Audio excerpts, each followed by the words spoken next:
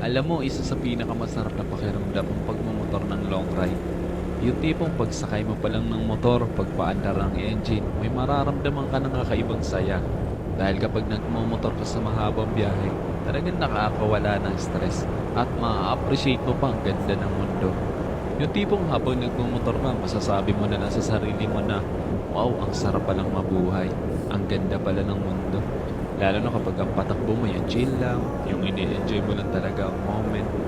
Madami kasi tayo kanya-kanyang problema sa buhay. Pero kapag nagmumotor ka na, makakalimutan mo ang problema mo.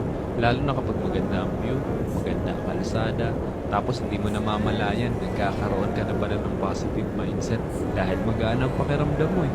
Kaya kapag stress ka na, kailangan mo lang din talaga minsan ng mahabang biyahe bilang isang pahinga eh. Ang weird no?